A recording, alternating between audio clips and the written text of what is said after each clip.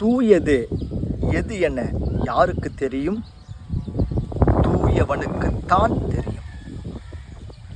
ஆனால் மனிதர்கள் ஒரு சிலரை, ஒரு சிலவற்றை தூயது, தூய்மை அற்றது என பிரிக்கிறார்களே, இது எதனுடைய அடையாளம்?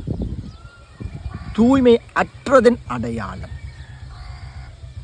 அறியாமையின் அடையாளம், அடாவடித்தனத்தின் அடையாளம், அரை வேக்காட்டின் அடையாளம்.